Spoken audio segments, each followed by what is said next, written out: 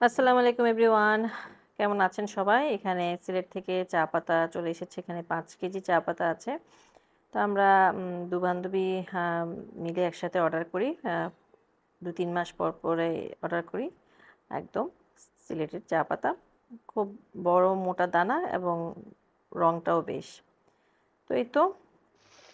তো এদিকে ওদের জন্য নাস্তা তৈরি করতে চলে এসেছি। নুডলস রান্না করব। তো নুডলস রান্না করাটা তেমন কোনো বিষয় না। তবে হ্যাঁ, আজকের রান্নাটা একটু অন্যরকম। এক ঢিলে ২ পাখি মারা। পানি সেদ্ধ করার ঝামেলাও নেই, কিছু নেই। একদম সরাসরি আ এক ঢিলে ২ পাখি মারব। মানে সময়টাও বেঁচে যাবে, খেতেও মজা হবে। চলুন।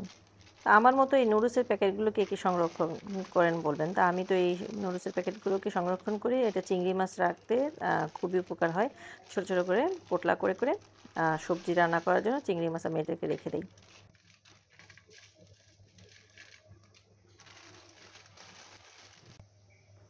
তো এখানে আমি ফ্রাই প্যান বসিয়ে দিয়েছি যেটাতে রান্না করব। দিয়ে দিলাম তেল, পরিমাণ মতো তেল দিয়ে দিচ্ছি। তেলে আমি আন্দাজ মতো একটু লবণ দিয়ে দিচ্ছি যাতে কোনো পেঁয়াজ বা কিছু দিতে যাতে তেলের ছিটা না পড়ে, এই জন্য এটাকে আগে দিয়ে দিয়েছি। তারপরে এই যে রসুন কুচি দিয়ে দিব। রসুন কুচি এভাবে করে আমি বক্সে রেখে দেই। যখন প্রয়োজন হয় তখন এভাবে করে নেই। রসুন, পেঁয়াজ এগুলো আমার বেশিরভাগ সময় কাটা থাকে। দিয়ে একটু হালকা নেড়েচেড়ে সতে করে নিব।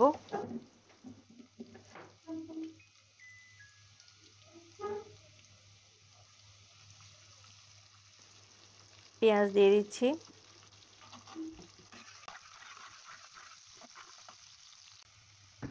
এরপরে দিয়ে দিয়েছি ২ টা ডিম, তারপর টমেটো আর হচ্ছে শুকনো মরিচের গুঁড়ো দিয়ে দিয়েছি। ভালো করে একপাশে ডিমটাকে একটু শক্ত করে নেড়েচেড়ে নেব যাতে একটু ক্রাম্বল হয়। এই তো ভালো করে এটা নাড়াচাড়া করে নিচ্ছি।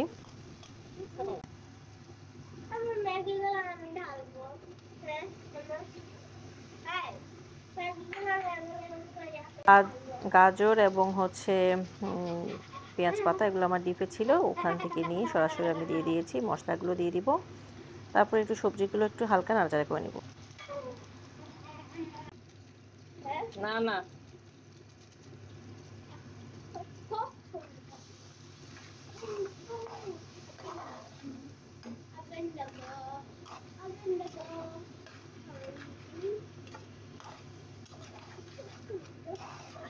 তো সবজির বরফটা কিন্তু ছেড়ে গিয়েছে। এবার দিয়ে দিচ্ছি সয়া সস। দিয়ে দিলাম ২ টেবিল চামচের মতো। সসের বোতলটা নিয়ে আসো তো।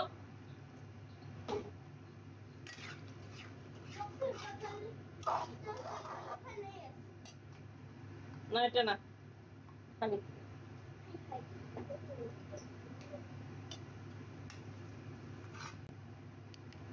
দুষ্টামি না করলে হয় না। না, সবই দুষ্টামি করতে হবে। নাও, রেখে আসো।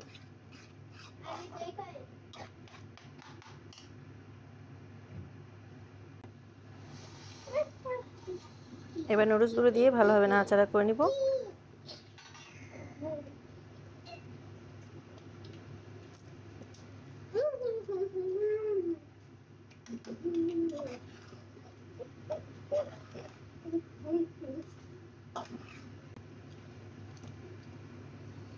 নাড়াচাড়া করে কিন্তু আমি এখানে পরিমাণ মতো পানি দিয়ে দিচ্ছি। একদম বেশি করে পানি দেওয়া যাবে না। এখানে একটু আন্দাজ করে পানিটা দিতে হবে। তো আমি আরেকটু পানি দিব। পানিটা একটু কম হয়েছে। এমনভাবে পানি দিতে হবে যাতে নুডলসটা সেদ্ধ হয়ে যায়। তো ওই যে আবার আগে থেকে নুডলসটা সিদ্ধ করে রেখে ঝামেলা করার দরকার নেই। এভাবে করে করলেও কিন্তু এটা অনেক মজা হয়। একেক সময় আসলে একেকভাবে আমি করে থাকি।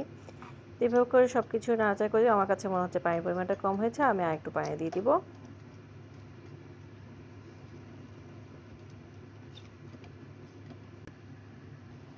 দেখুন আমি ফিরে এলাম কিছুক্ষণ পরে। এই যে পানি এভাবে করে উল্টে পাল্টে দিচ্ছি। নুডলসটা প্রায় সেদ্ধ হয়ে গিয়েছে। এখন কিন্তু পানিটা একটু শুকিয়ে আসা পর্যন্ত নাড়াচাড়া করে নেব। তবে এমনভাবে পানিটা দিতে হবে যাতে নুডলস কিন্তু একেবারে ভর্তা হয়ে গেলে কিন্তু খেতে ভালো লাগবে না। আর একটু আন্দাজ করে দিতে হবে। এই তো পানিটা শুকিয়ে এলে এটাকে এখন নামিয়ে পরিবেশন করব।